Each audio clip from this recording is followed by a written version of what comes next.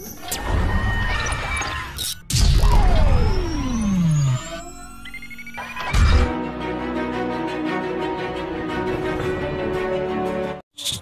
araw guys, welcome back sa aking YouTube channel, ang Diskarte Pinoy Vlog. Ang gagawin natin, magwa-wiring po tayo ng single tab washing machine. Meron po tayong wash timer, capacitor at wash motor. So po, yan po yung mga ginagamit doon sa mga single tab washing machine. Kailangan din natin ng fuse para sa proteksyon ng motor in case na magkaroon ng basa o magkaroon ng leak yung gearbox. Pero bago natin simulan, ay kung bago ka pa lang sa aking YouTube channel, huwag mong kalimutan mag-subscribe at pindutin ang notification bell. Huwag mo rin kalimutan mag-like at mag-comment sa baba. So sa mga baguhan po dyan, ito po ang single tab washing machine. Para sa inyo po ito, at para din po sa gustong matuto ng pagwa-wiring o pag-aayos ng single tab o iba't ibang washing machine, single tab o double man. Pero ang gagawin natin ngayon guys ay single tab washing machine. So ayan, sisimulan natin dito guys. Ayan yung wash timer. Meron siyang wire papunta itong power cord, at ito naman ay papuntang capacitor. So simulan natin. Titesterin muna natin siya guys. Gagamit tayo ng analog tester. So gagamit tayo guys ng analog tester. Ayan, titesterin muna natin to. So ayan, makikita nyo siya. Isa yung wire. Dito sa kabila, dalawa. So ayan, pihitin natin to guys. Ayan, tapos lagay mo dito yung isa.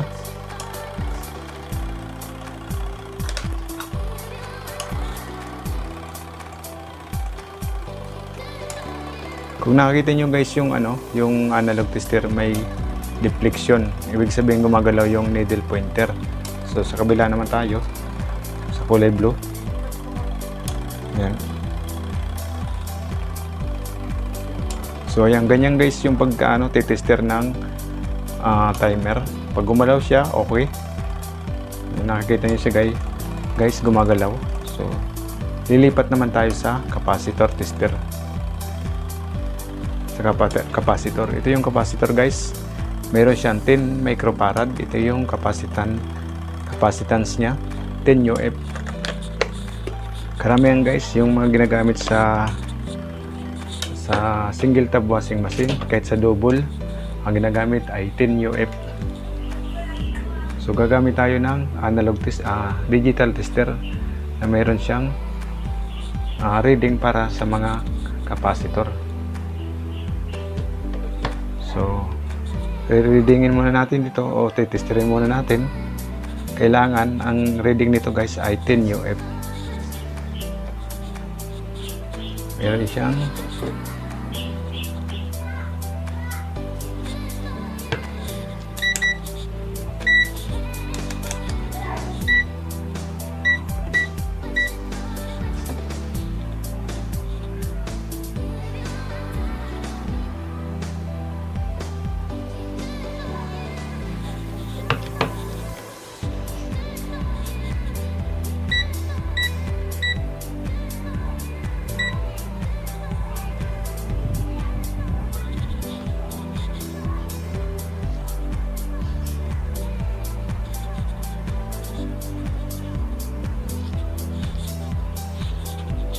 ayan, kung nakikita niyo si guys, okay naman. Meron siyang 9.9. Ibig sabihin good siya. So yung capacitor natin, good. Halos i-round off mo lang yan. Meron siyang 10 microfarad. So dito na naman tayo sa wash motor. Ito yung wash motor na tinatawag guys. Wash motor. Ito papunta tong power cord o line 1, tapos ito capacitor. So titesterin muna natin kung okay siya. Ganito po yung pagtitester natin. Kailangan naka-extend pa rin or X100, pero ang ginagamit ko guys, mas mabilis extend. Yan, extend. Shorted muna natin.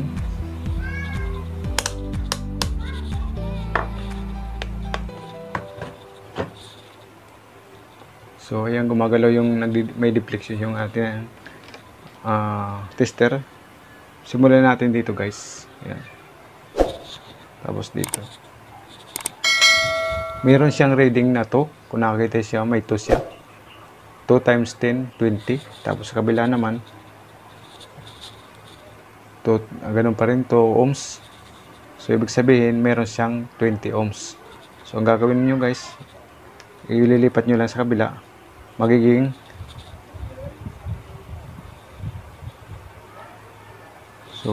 X10. Medyo guys, nasa 100 ohms pala nakalagay ay X100. So, ililipat natin sa X10. Tapos, adjust natin yung 0 ohms. Ang tawag dito, 0 ohms. So, ayan. Ulitin natin. X10. Kuha tayo ng isa dito.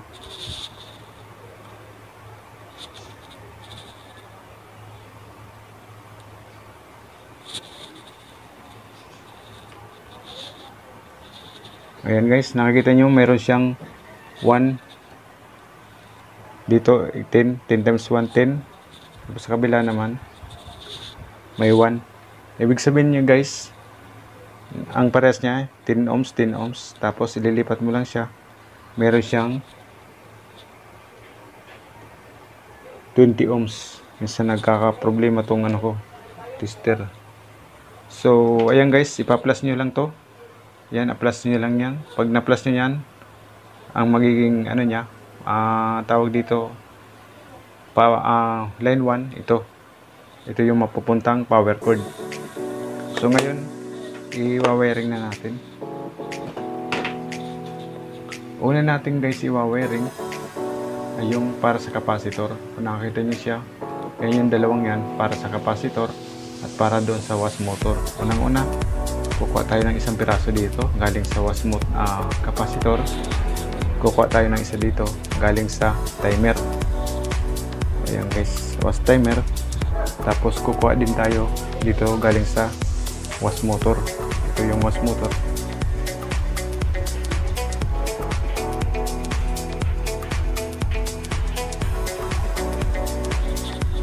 Galing sa capacitor, galing sa was motor, galing sa timer, was timer, galing doon. So nakakita nyo siya guys.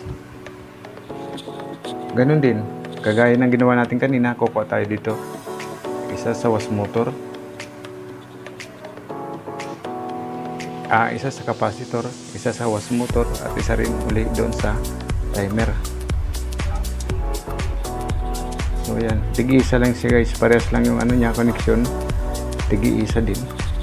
Kunin natin itong red para dito. So yan.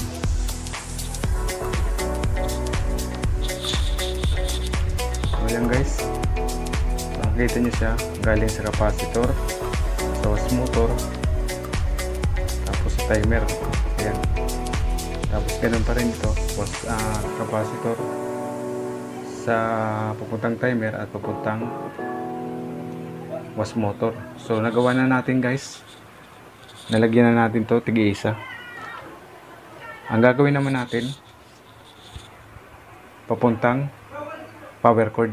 Ito yung papuntang power cord o line 1. Tapos ito. So ayan guys, ayan, kukuha tayong isa doon sa timer, papunta rin power cord. So ang gagawin natin, ito yung fuse para sa protection sa motor. Lagay natin dito. In case na linalagyan fuse guys, para in case na magkaroon ng basa o magkaroon ng leak yung gearbox, hindi siya pag nag-leak o di kaya nagkaroon ng shorted o nabasa, puputok agad to. Ito yung protection guys. So ayan, tapos ito yung pupunta naman na power cord.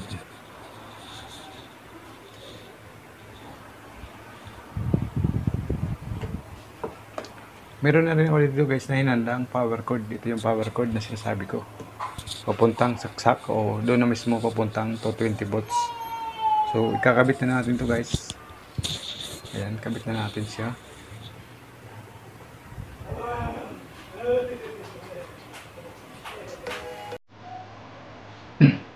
Tapos may natitira pa siyang, ito yung papuntang timer, was timer.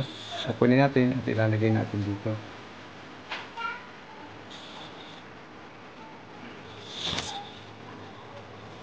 So nagkabit ko na guys, ayan. Kung nakakita niyo siya, ulitin ko ulit. Unahin muna natin yung unang kinabit natin. Isang galing doon sa timer, isang pirasong galing sa timer, isang wire, isang galing dito sa capacitor, isang galing sa motor. So ayan, ito na yon. Tapos yung red naman, isang galing sa capacitor, galing sa timer, at isang galing sa capacitor. Bali tigi-isa yan. Yan guys, tatlo sila, tatlo magkakadugtong. Tapos naman, ito naman yung galing sa timer. Tapos ito papuntang motor. Ito, itong kulay blue. Tapos yun, papunta na siyang power cord. Bago natin isaksak guys ay lagyan muna natin ng electrical tape. Pag nagwa-wiring kayo guys ng mga washing machine, electric fan o kahit ano, kailangan laging may electrical tape para iwas ground o iwas kuryente.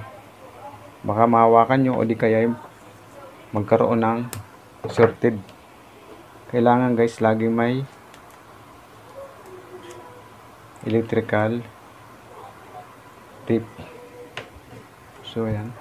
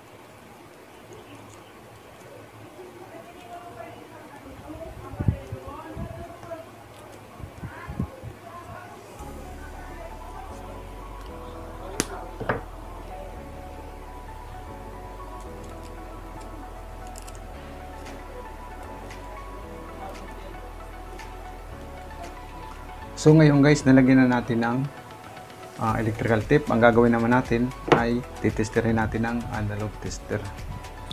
So titingnan natin kung meron na siyang forward, reverse.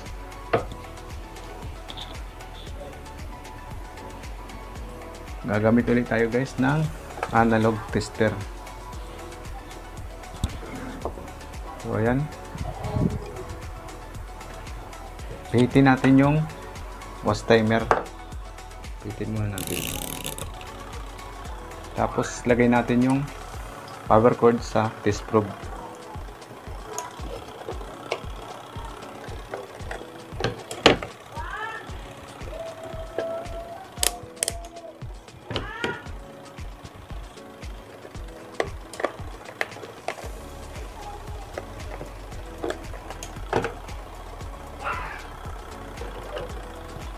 So ayan guys, lagay natin sa yung magkabilaan natin sa probe. So magkabilaan din ang power cord, yung line 1 at line 2. So kung nakakita nyo siya guys, ay mayroon deflection yung ating analog tester. So ibig sabihin mayroon siyang forward reverse. Ayan, may forward reverse siya guys. So ang gagawin naman natin ngayon ay sasaksak na natin sa kuryente. So isasaksak na natin siya guys sa kuryente.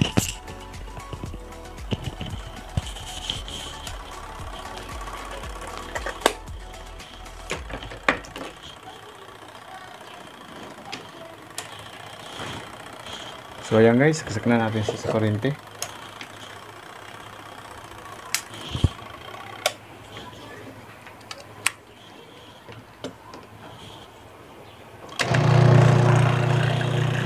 Ayan, umandar na. Kung nakakita na siya guys, meron siyang forward reverse.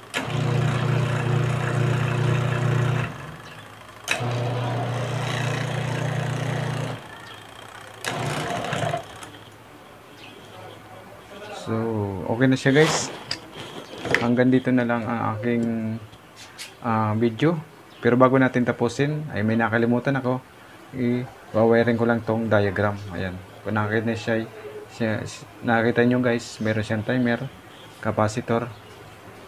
Ito yung 220 volts at ito naman yung was motor. So ganito lang guys yung pag-wiring. Unahin muna natin tong was timer.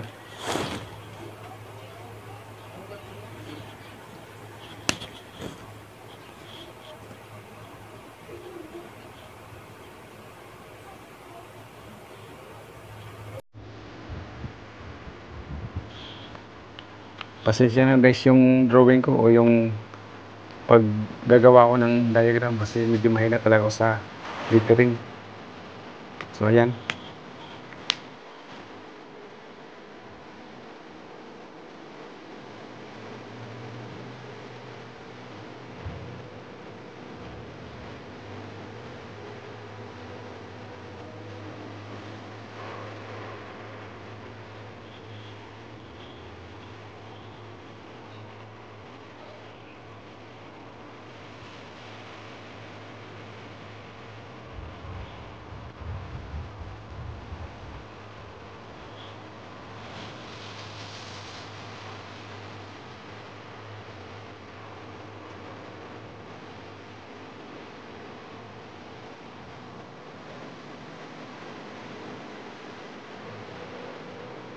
Pag ganito guys, makikita mo parang bundok siya. Yun yung not connected ang tawag dyan, not connected.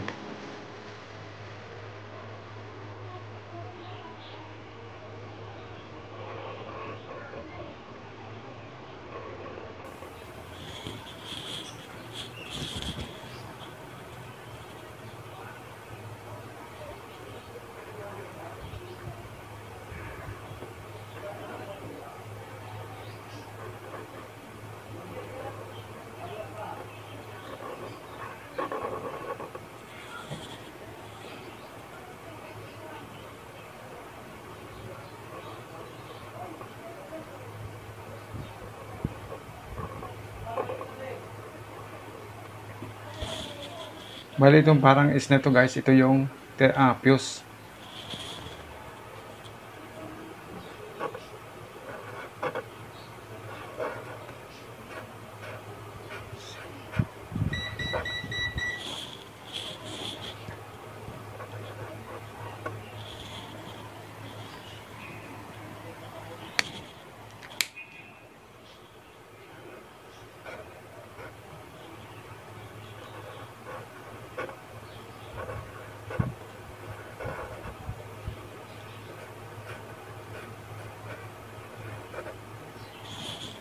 So ayan guys, yung diagram ng single tab washing machine, capacitor, was timer at motor. Ito yung fuse.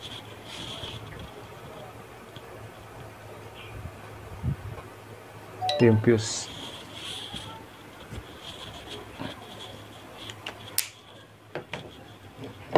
So ayan guys, natapos na rin natin yung pagwawiring ng single tab washing machine. Sana sa mga baguhan at sa mga gustong matuto ng wiring o paggawa ng washing machine ay sana may natutunan kayo dito sa aking pagwawiring. Maraming po salamat at ingat po kayo.